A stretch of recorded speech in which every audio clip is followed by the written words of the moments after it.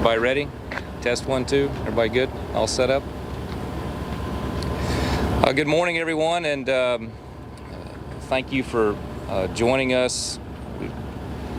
It's just completed an aerial tour of the River Ranch Hunt Camp fire, the Indian Lake Estates fire, and the movement now to the south into the bombing range. The numbers that we're still operating under on acreage are 4,000 acres. That number will grow.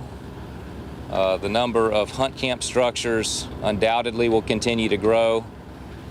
Fortunately, the number of homes, full-time homes, is holding steady.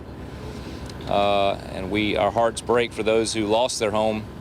But thanks to the hard work and quick response and teamwork of the Florida Forest Service, Polk County Emergency Services, and all the responding agencies, it could have been a whole lot worse, particularly here in Indian Lake Estates, than it turned out to be. That, combined with a gift from the Lord of 4/10 of an inch of rain at the right moment, gave us an opportunity to finally catch up on a fire that was moving with 35-mile-an-hour gusts of wind and spotting, which means sending sparks ahead of it, starting new fires up to 3/4 of a mile in front of the fire line.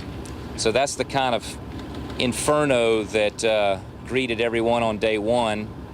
As the humidity continues to drop again today and the winds pick back up, we expect that we'll see fires pick back up again a little bit today, and our crews are ready for that. We have 47 forestry personnel on scene.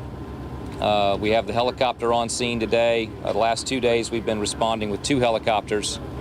And then all of our partners in first response, First Fish and Wildlife, Polk County, Highway Patrol, all of our partners across all the local agencies. This was an all-hands-on-deck moment, and as a result, a lot of homes were saved. There's more examples than I can count of where you can see a bright line between the lawn that stopped the fire and the devastation of the woods, and so it just reinforces the need for people to have that defensible space around their home, particularly when they live in communities like this where that wildland and urban interface come together. This is the very beginning of what we would typically call fire season. And so where a year ago we were all talking about too much rain, too much water, flooding, things like that, this is Florida, and this is a feast or famine kind of a weather pattern. So we're very much back in a dry weather pattern. The entire peninsula, with the exception of the Panhandle, are in dry conditions, and we encourage everyone to be very vigilant about burning outdoors, burning trash, fireworks, anything where a fire can get away from you. The similarities between this year and the 1998 fire season are pretty hard to ignore. Both were coming on the heels of an El Nino year where you had record rainfall, but when the rainfall stopped, all of the vegetation that was produced by that wet weather suddenly dried up and created ideal fuel conditions for wildfires. And we're seeing an example of that here, and unfortunately this is not an exception. This is indicative of the types of dry conditions that we're seeing up and down the peninsula. So with that, I'd like to introduce our team, as well as Gary Hester, who's our partner with Polk County, to give you the operational update, and then I'll be happy to answer any questions. Good morning, my name is Kavika Bailey. I'm the Lakeland District Manager. First of all, I want to thank the media for pushing timely information out to the public, keeping the public safe, as well as the responders giving us information as well. We got a lot of eyes and ears out there, but the more eyes and ears that we have, the more beneficial it is to responders and the public. It's been a tough and challenging few days for those at Indian Lake Estates and for those residents and along 60. And for those individuals that have hunt camps at the River Ranch Hunt Camp. But we are committed. The Florida Forest Service, our responders, we're committed to be here the duration of this entire incident until we feel completely safe and satisfied that we can leave making sure that everybody is everything's buttoned up and everybody's safe and and that we're going to make sure it's guaranteed that we're going to make sure that the fire is under control. There's a lot of people who were part of this incident. Polk County Fire Rescue, FWC law enforcement, the OLE law enforcement, our agricultural law enforcement, and without their cooperation, we would not be as successful as we've been. At this time, I'm going to turn it over to Polk County Fire Rescue, and then if you have any questions about where we're at tactically, I'll be happy to respond. Good morning. I'm Gary Hester. I have the privilege to serve as Deputy County Manager of Public Safety for Polk County. And I want to thank Commissioner Putnam and his men and women from the Florida Forestry Service for their hard work, and certainly the members of Polk County Fire Rescue. Wednesday was a very difficult day. As the Commissioner said, the blessing from God with the rain certainly came at the right time and helped us. But our heart goes out to those families who lost their homes, and we regret that. Our men and women worked hard as a team effort, including members of the Sheriff's Office and FHP, Florida Fish and Wildlife Conservancy Commission. All those folks were working hard to try to save these folks' lives first and their property. And unfortunately, we weren't able to save all of the homes, but our heart goes out to them. And we'll continue to be here around the clock with our partners here with the Forestry Service, and we'll stay the course. Polk County's also committed to the recovery. Once the fire's out, the safety threats are gone, we're still going to be here committed to trying to help this community and our citizens recover from this tragedy. So we appreciate the teamwork, and I know we focus on the losses, but thank God a lot of these losses didn't get a lot worse a lot quicker, because the fire was absolutely a raging inferno, as the Commissioner said. So we appreciate the partnership, the cooperation, the citizens, the hospitality from Indian Lake Estates with their clubhouse. They've been phenomenal. The Red Cross is here helping us. So it's just been an overall teamwork, and I think that's what the citizens expect in their time of need, is that we all come together to do what we can to help. So with that, we'll turn it back over to the Commissioner for any questions. Hey Adam, as you know, very few of these people out here have any kind of insurance. Would there be any help from the federal government through FEMA or some other way to help them get back on their feet? Well, it's certainly you've got the situation where the occupied the homes, presumably they would have homeowners insurance and those types of things. Not all of them. And that's a very different situation than the hunt camps. The majority of structures lost are in that hunt camp area.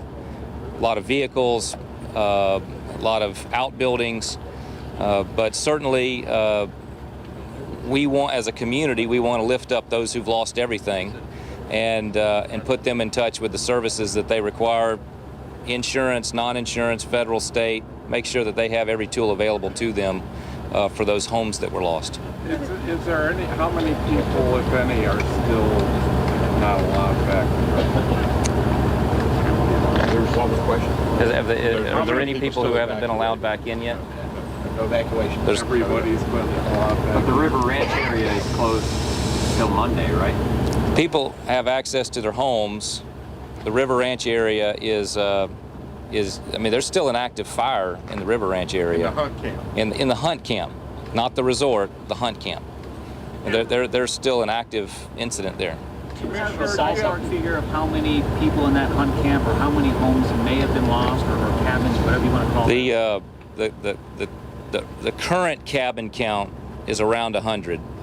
Everyone expects that number to grow, and after seeing it from the air, I expect it to grow substantially. That number's low. How many do they have? How many? I don't know the answer to that. Is there any indication that this was started by somebody irresponsibly burning or doing something they shouldn't be with fire? We have a team of investigators on the ground now. It's too early to make any predictions about what that may have been. It could have been as simple as a hot muffler on an ATV. It could have been as careless as a cigarette butt. There's always the potential that it could have been done deliberately. but that's what our investigators are attempting to determine at this time. Many of the residents are speculating or asking if there was a control burn on the forest land that got out of control. Is there any truth to that? We're not aware, based on the origin of the fire, where the first reports came in. There's no indication at this time that it's the result of a prescribed burn that got away from someone. Is there anything people should be doing today to protect their home if the fire rekindles? Well, there's things that people should do in these types of scenarios where you have a neighborhood that has a lot of undeveloped lots around you, or where your home backs up to the woods because of these dry conditions. The kinds of things that we recommend that people do are to have what we call a defensible zone, have plenty of mowed area between you and the woods so that you don't have, for example, palmettos that come right up to your house. Have hoses and sprinklers at the ready for simple types of wildfires. What we've had for the last 48 hours was not simple. It was being aided by 35-mile-an-hour gusts of wind. You had a wall of flame that was throwing embers and ashes as far as 1,000 yards in front of the actual wall of fire. So you've got fires beginning half to 3/4 of a mile in front of where the known fire is. But there are things that people can do to make their homes more defensible in the event of fires being in their area. Commissioner, you said there's a sign out in the River Ranch area that says, "Remember the 2007 fire. We can do something to avoid a situation like that again." Is there something the state can help with long-term that can prevent another catastrophe like this? Well, I'm glad that sign is there, because the most dangerous thing in situations like this tends to be short memories.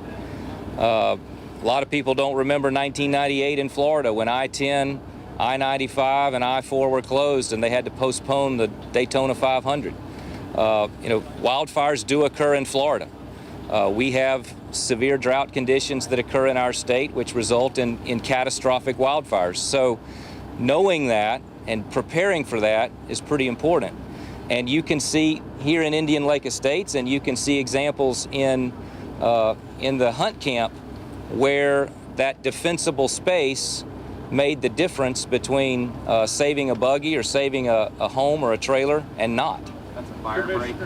Yeah, you said there were 27 or 47 firefighters still working? We've had, Florida Forest Service has 47 active personnel working this incident. Do you have any idea, like, how many, over the course of the last couple days, how many people have been here fighting this fire? Gary can probably speak to that. I mean, this has been an all-hands-on-deck effort. The 47 number is only forestry and doesn't include any of our partners in Polk County Fire Rescue and the other agencies. So, Gary? Yes, sir. Commissioner, we have about 30 firefighters here today, Polk County Fire Rescue firefighters that's partnered with the Forestry Service. Certainly some of our equipment, we're not able to get back into the areas that they're in with their plows and their other equipment and with their airdrops. So we're coordinating with them to try to protect structures and help them with hot spots, and that will continue. We plan to be here as long as we need to be here. So we have plans now to be here at least through Monday or Tuesday, and if it takes longer, we'll be here. If you go back to the initial call, the initial alarm, back on Wednesday, we literally had hundreds of first responders here. We had our municipal partners from Lakeland, all of the cities, Bartow, Haines City, Arbandale, Highlands County. We called for mutual aid. We had resources that responded out here to try to aid and help turn this disaster as far away from any of the residents and structures that we could. Unfortunately, in the hunt camp area, a lot of those roads are not passable. They get in and out of those areas on ATVs and swamp buggies. We're not able to get heavy fire apparatuses in there to protect those structures. Those aren't permitted structures. They're not platted structures. We don't have addresses to try to get there. A lot of times we're responding off of GPS coordinates, so it makes it very, very difficult for us to get in there and protect life and property. So it's real tough in that area, and I'm not sure if you've been in the area or seen that, but it's not like a residential like you see here in Indian Lake Estates. So it creates a lot of challenges for us. That's not an excuse. We want to help those people. We really do. We want to help them. But because of, they want to be off the grid, and being off the grid creates challenges for us to get in there to help them. But we're committed to it. Do you anticipate more road closures because of the morning fog and smoke? We did see a couple crashes this morning. And Commissioner can speak to this, is with all the fires we've had around the state, we have fog, we have some low-lying areas, and when you get fog and smoke mixed together, it's dangerous. So, FHP has folks patrolling these roads. We have our resources out, both fire and the forestry division. If we see an unsafe condition, we'll certainly close the roadway. We'd rather close the roadway and inconvenience folks than to allow a tragedy to occur as we've had in the past. So we monitor that. We'll continue to monitor that, and we certainly will try to get that information out through our public information officers to help advise the traveling public. Gary or Commissioner, can you clarify the hunt camp as far as when you say 100 properties? Do you mean cabins, RVs? Describe what you're talking about there. So the hunt camp is, there's just hundreds and hundreds of structures. It may be a pull-behind trailer that's got a pole barn built over it to protect the roof line, with a garage for a swamp buggy, with a water tower, with a shed, or a summer kitchen screen porch type thing. So when I say that, our early number is 100, that's way low. That number will continue to grow as we are able to get, as the smoke clears and we can get an aerial count and we can map that, and we can work with the property owners association there in River Ranch. They tend not to be, they're not permanent homes. These are places where folks take their families out, and a lot of our first responders have places out there, or have relatives who have places out there. I mean, it's an institution for this part of the world, and it's not the first time a fire has gone through there. It is always devastating. It's probably pretty tough to be running one of our tractor crews when propane tanks are igniting, or when ammunition's going off. And those are the kinds of things that our guys that these first responders are going into, that everybody else is evacuating from. And so we still have an active situation out there. I mean, we have responders continuing to fight a fire in the hunt camp as we speak. So it's a little too early to have hard numbers on the damage and the cleanup work, because we're still putting a fire out. No one actually I stayed know in it's there, though, right? I know it's early, but can you ballpark how much this would have cost? No. The state and other. I mean, we're talking millions. Nah, I'm not. We're not bean counting right now. We're putting a fire out. But I mean, I can't imagine this doesn't go into the millions. Well, let's put a fire out, and then we'll let the accountants worry about that. You're saying at least 100 structures lost in the hunt camp. That's what you're saying. That's correct. Also, we've got the homes number. Those are permanent homes, mostly along 630, and then these are hunt camps, which are recreational facilities. Can you talk about the financial assistance that the people that lost those 9 mobile homes that didn't have insurance? Can you talk about what type of financial assistance they could receive from the government? And I think that we spoke to this a little bit earlier. Let's put the fire out, and let's work with all of the agencies, Polk County Housing, Salvation Army, Red Cross. Let's lift up our neighbors who are hurting, and let's figure out all the different opportunities that are there to help them, particularly those who are not insured. I think this is an opportunity for the community to rally behind some folks who've just lost everything. Do you have any estimate as to how long this will take? How many more days? You know, I'll be happy to let our professionals answer that. You know, the issue is, and you can tell as we've been standing here, the wind's beginning to pick back up a little bit. As we get through the day, the weather conditions are likely to be pretty advantageous to the fire rather than to the fire suppression as the humidity falls, and that's what happened yesterday. So I'll be happy to let these guys take a shot at that. Yeah, it's unknown. The issue that we had that first day was it was wind driven, and 30 mile per hour and greater winds driving that fire. Fortunately and unfortunately, we received rain, and when that rain came, it put out the main fire. But as Commissioner Putnam alluded to, there was firebrands and embers ahead of that fire. And so when the rain came through, it put out those little smokes. And as RH increases or decreases and the winds pick up, we start finding these little pockets. And there's still potential of those unknown fires out there. So to answer your question, we just don't know. Now, we are committed, not just with our resources here in the Lakeland district. We're bringing in equipment from Withlacoochee, which is north of us, from Caloosahatchee, which is south of us. And that's why we have so many resources here today. We ordered more dozers. So we have another strike team hopefully coming in the next few hours this evening. So to answer your question, we don't know, but we're planning for the worst and preparing for the best. You don't think there was anyone in the hunt camp that ignored evacuation orders, do you? I can't answer that. Do you know? We don't know the answer to that yet. But it's possible that people stayed in there?